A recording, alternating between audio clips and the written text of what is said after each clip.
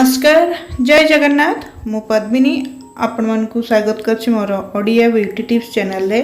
तेबे दर्शक बंधु आज मु नेकी आछि केमती फटाफट आपन को स्किन को ब्राइटन कर परिबे, लाइटन कर परिबे। ता सहित से पुओ हुंतु बा झियो हुंतु व्रण दाग व्रण रो जो गात रही जाय ब्लैक हेड्स व्हाइट हेड्स हुए ताकू केमती क्लीन कर परिबे, स्मूथ कर परिबे नेकी आछि वीडियोटी। आशा करछि वीडियोटी भल लागिवो। वीडियो भल लागिले लाइक करेंगे, चैनल को सब्सक्राइब करेंगे। तेज समस्ते बा सबू झील सबू पुओ चाहती स्किन एकदम स्मूथ हो, चिकन हो, सॉफ्ट हो, ग्लोइंग हो, ग्लो करू एकदम रेडियंस ग्लो करू। तेणुक जदि आम कि घरोई उपचार ये उपयोग करवा निश्चित भाव में आम स्किन लाइटर हम।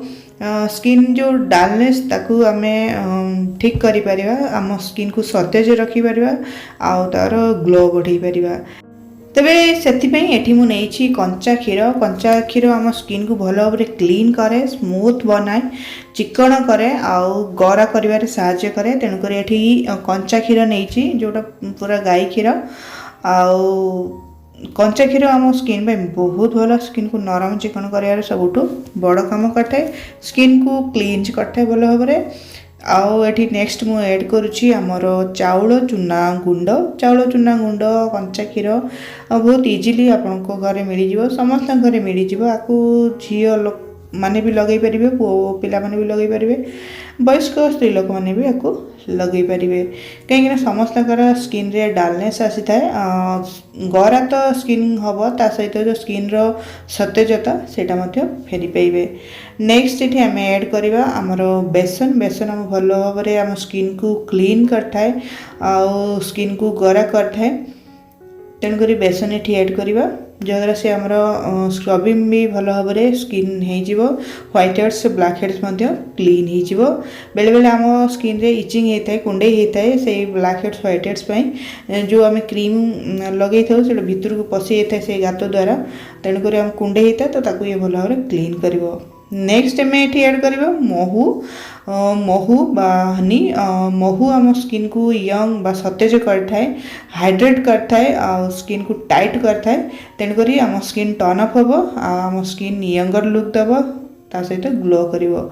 आउ एठी नेक्स्ट ऐड करछि एलोवेरा जेल। जदि ऑर्गेनिक अछि आपन पाखरे पत्र जो पत्र रु जेल बार करा जाय ताकू यूज करंतु। जदि नाही मो पाखरे एबे नथिला तेणु मु एठी किणा वाला पैक रु यूज करिछि जोटा पतंजलि रो, जे कि आम स्किन रो जो दाग दूर करिवो ता सहित स्किन को नरम बनइबो, चिकन करिवो। जो हमरो गात रही जाय दाग रही जाय व्रण होला परे सेटा से धीरे धीरे ठीक करिवो। तो ताकू एमती भल भाव में मिक्स करना, बहुत भल भाव मिक्स करना से पूरा क्रीम भाया आमर पेस्ट बनीजिव। आकु अप्लाई करवा आपड़ जिते भी आपको अप्लाई कर आगे सादा पानी रे फेस को धोई नियंतु, मुह को चेहरा को धोई नियंतु आकु अप्लाई करूँ। धीरे धीरे जेंटली अप्लाई करूँ, 5 मिनट पाखापाखि आप मसाज करूँ, छाड़ी दिंतु 10 ରୁ 15 मिनिट। 15 मिनट छाड़ी सारा पर से ड्राई हो, ड्राई है पुणी आउ थे धीरे धीरे मसाज करके मुह को धोईदेवे सादा पानी, नॉर्मल पानी रे। देखिए आपको जदि रेगुलाली यूज करेंगे निश्चित भाव में आपंकर स्किन आहरी गरा हो, स्मूथ हो, चिकन हो, नरम हो। जदि ड्राई रोथो ड्राइनेस कमिज,